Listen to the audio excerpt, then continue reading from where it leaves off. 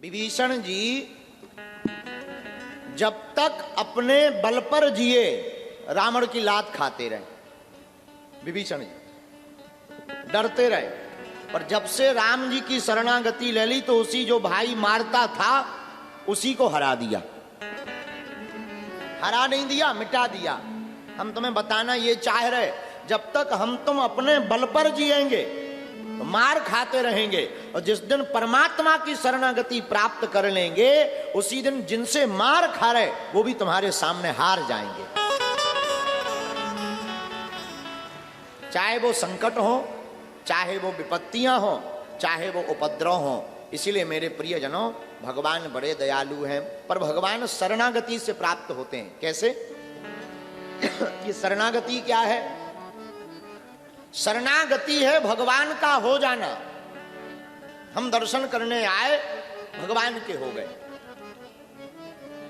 जिनकी आस्था बड़ी डगमगाती वो कभी परमात्मा को नहीं पा पाते। एक ही साधे सब सधे, सब साधे सब जाए।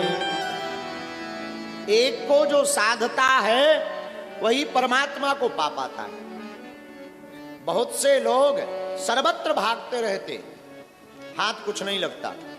अब आपके मन में एक प्रश्न और उठेगा कि महाराज जी, अब हमारे इष्ट तो ठाकुर जी हैं, तुम राम कथा सुना रहे, तो गड़बड़ तो नहीं कर रहे? ना ना ना, सब एक ही है, यह मान लेना चाहिए। हमारी आदत है, हम राम कथा भी करते, कृष्ण कथा भी करते, हनुमान कथा भी करते, लेकिन हमें सब जगह हनुमान जी दिखाई देते। और हमारे हनुमान जी कहीं ना कहीं मिल ही जाते। हम जगन्नाथ जी गए तो जगन्नाथ जी में हमें हनुमान जी मिल गए, बिल्कुल बगल में पहरे पर लगे हुए। जहां जाओ वहां हनुमान जी हमें मिल जाते हैं, तो हमको सर्वत्र श्री हनुमान जी मिल जाते। आज तक ऐसा दिन नहीं है जहां हमें हनुमान जी प्राप्त ना भय हो। बात सीधी सी है, खोजने की आदत चाहिए। परमात्मा लापता नहीं है, परमात्मा हृदय में ही है। जो खोजता है उसके सन्मुख वो प्रकट हो जाते हैं। बोलो सीताराम। भगवान हम तो नर हैं, हनुमान जी तो बानर थे। विचार करो, हनुमान जी कौन थे? वानराणाम धीसम, बानरों के राजा। किम पुरुष हैं हनुमान जी? तो न पुरुष है न स्त्री, किम पुरुष है? न बानर है न नर, किम पुरुष हैं। लेकिन वानर होते हुए भी एक कहावत में माना जाए, श्लोक का अर्थ माना जाए तो बानर है, वानराणाम धीसम। तो जब बानर होते हुए भी हनुमान जी को राम जी प्राप्त हो गए, तो हम लोग तो नर हैं, तो क्या हम लोगों को राम जी नहीं मिलेंगे? क्या हम लोगों पर कृपा नहीं करेंगे? करेंगे, करनी पड़ेगी। लेकिन जब हम परमात्मा के शरणागत हो जाएंगे, भगवान के लिए डूब जाएंगे, उनके सहारे जीने लगेंगे, तब भगवान हम पर भी कृपा कर देंगे।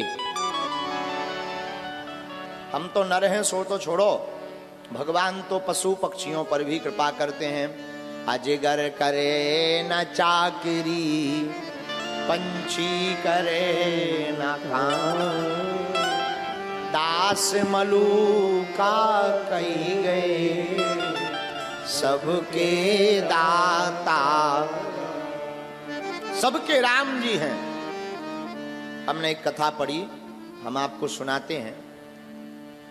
कनक भवन की एक कथा हमने पढ़ी, एक बड़ी सत्य घटना। एक पुस्तक है कनक भवन महिमा, अयोध्या की पुस्तक है। उसमें हमने जो है एक कथा को पढ़ा तो हमें बड़ा विचित्र तरीके का महसूस हुआ राम जी के प्रति। उसमें एक घोड़ी की सत्य घटना लिखी थी। उस घोड़ी का नाम था श्यामा जी।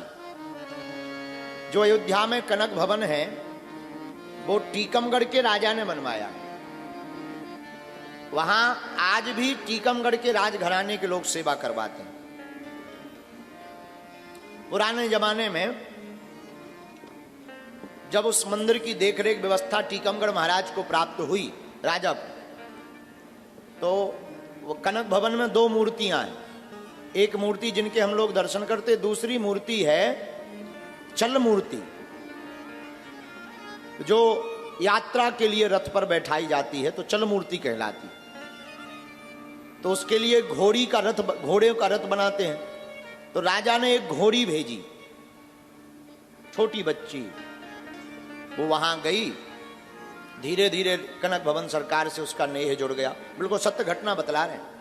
उसका प्रेम जुड़ गया और अयोध्या में रहते हुए युगल सरकार की श्री सीताराम जी की मंदिर में सेवा करती तो सीढ़ियों के पास ही खड़ी रहती और राम जी की तरफ देखती रहती। आहा, कोई महात्मा निकले सो सिर झुका ले। यहां तक कि एकादशी को वो दाना पानी भी नहीं लेती, पानी भर पीती। बहुत प्रयत्न किए, यहां तक कि गुड़ चना डाल डाल करके लोग परेशान हो गए, खाती ही नहीं, व्रत रहती। महात्माओं के सामने सिर झुका ले गए। रथ को खींचने के लिए उस घोड़ी को रखा, स्वभाव से बड़ी सुशील, आंखों में प्रेमाश्रु उसके भरे ही रहते थे, आंखें उसकी डबडबाई रहती थी घोड़ी, पर ऐसा लगता था मानो पूर्व जन्मी कोई महात्मा हो। आहा, आंखों में प्रेमाश्रु भरे रहे।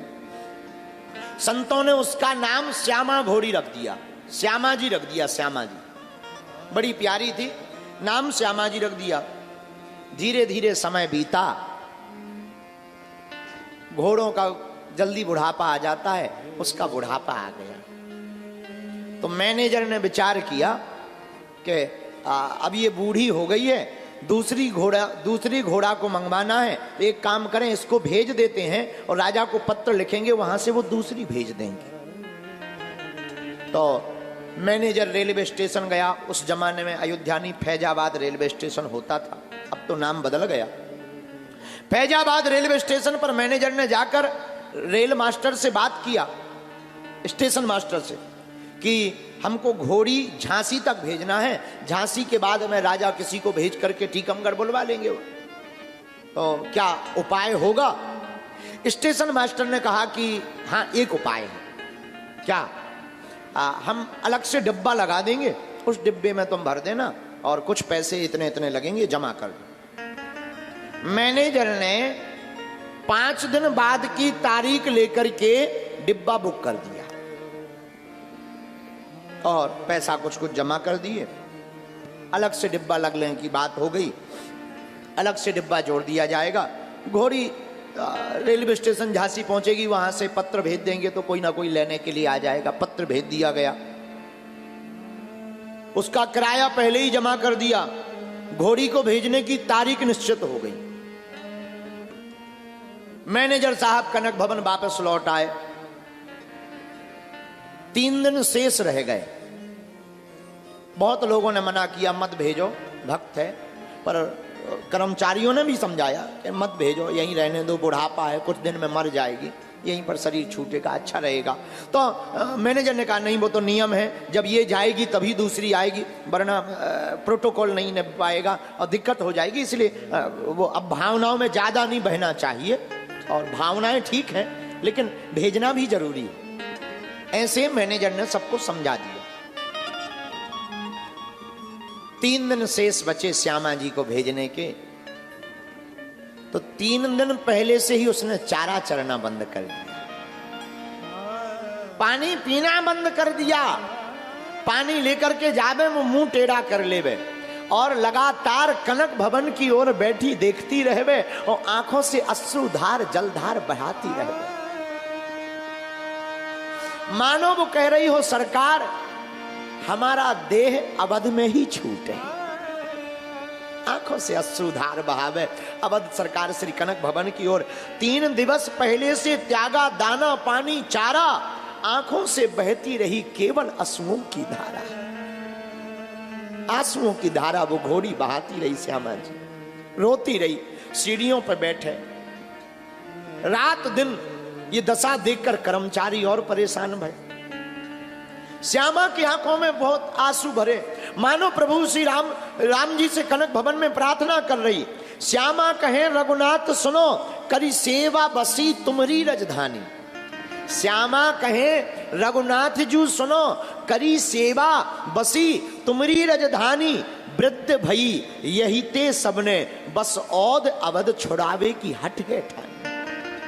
अब तो सब लोग हमें अयोध्या छुड़ाने की हट पकड़ गए हैं। सरकार बात सुनी जबते तबते, हरि सूखत नहीं अखियंते पानी, घाम में देह धाम में देह राजेश छूटे, करुणा करियो प्रभु सारंग पानी। हे राम जी, हमारी और कोई प्रार्थना नहीं है, हमारी एक ही प्रार्थना है, हमारे प्राण अयोध्या में ही छूटे।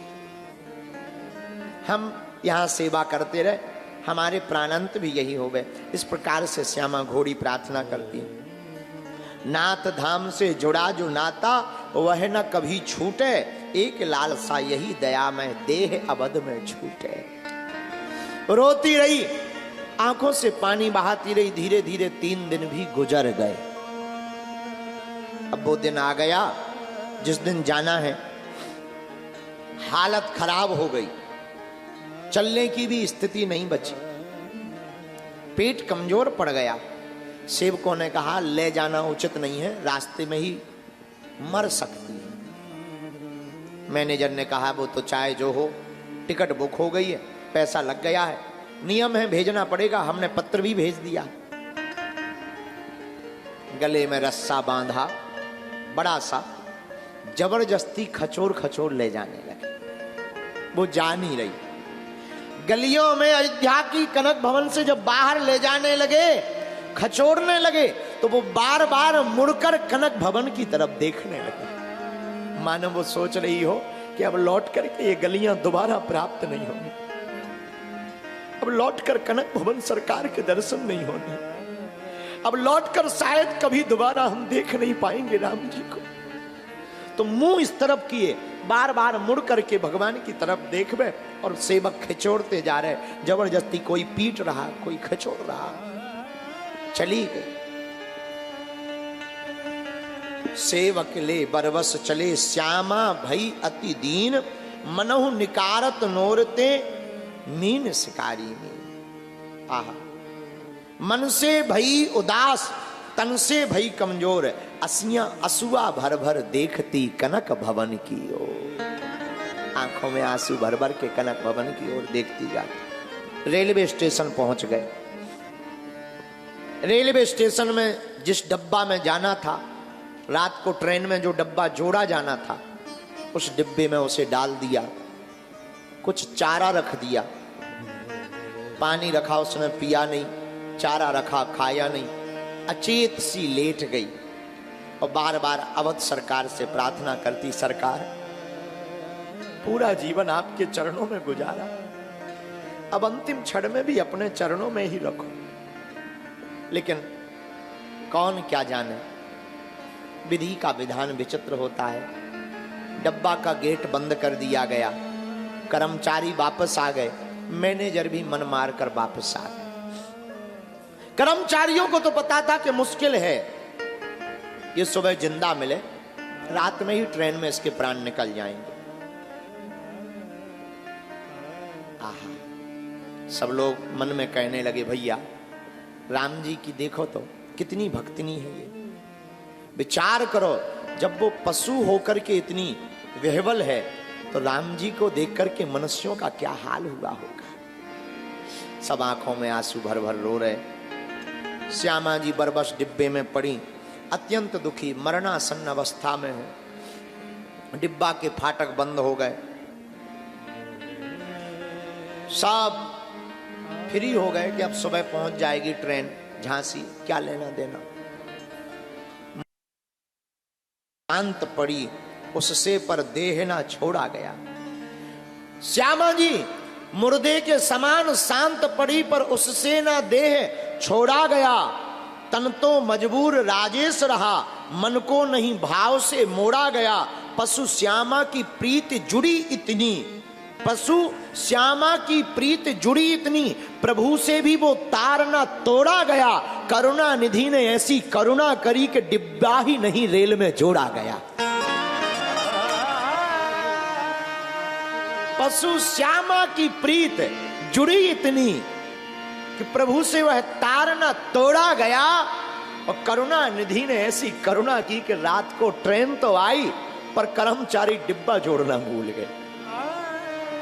डिब्बा ही नहीं रेल में जोड़ा गया। सुबह हो गई, सुबह हुई और जब डिब्बा रेल में नहीं जुड़ा तो मैनेजर ने आकर के देखा, रेलवे स्टेशन के मास्टर ने कि अरे ये डब्बा तो कल जाना था, रात भर रखा रहा, ट्रेन में नहीं गया।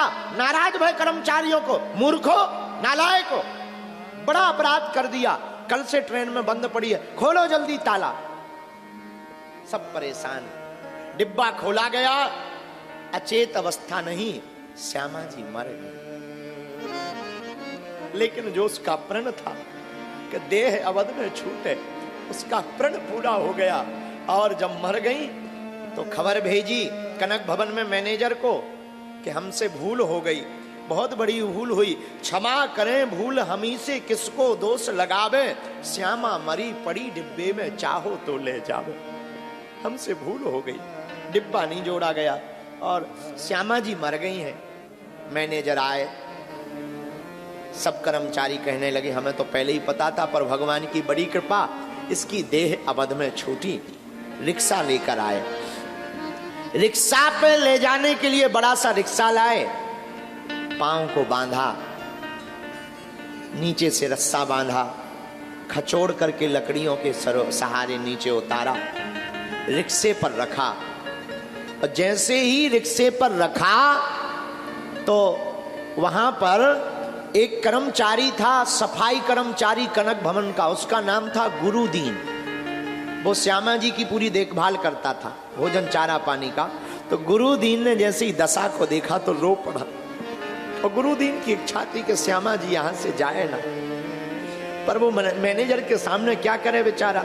तो गुरुदीन ने श्यामा जी के कान में जाकर के कहा, श्यामा जी उठ बैठिए, अब क्यों पड़ी उदास, राम कृपा से तुम्हें फिर से मिला अवध में वास। श्यामा जी उठ बैठिए, अब क्यों पड़ी उदास, राम कृपा ते अवध में फिर से मिला बास।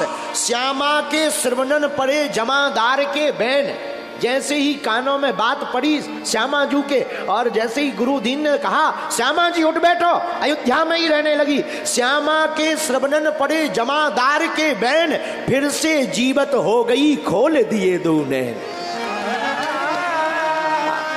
फिर से जिंदा हो गई, आंखें खुल गई। और जैसे ही आंखें खुली तो संत गदगद हो गए, महात्मा गदगद हो गए, और वो गुरुदीन भी उछल करके कूद पड़ा। और जैसे ही श्यामा जी ने आंखें खोली और देखा, वही कनक भवन की गलियां, वही अयोध्या, वही सरयू का किनारा, वही श्री अवध किशोर सरकार के दर्शन, दौड़ती उछकती कूदती कनक भवन की देहरी पर जाकर के अपने मस्तक को श्यामा जी ने रख दिया।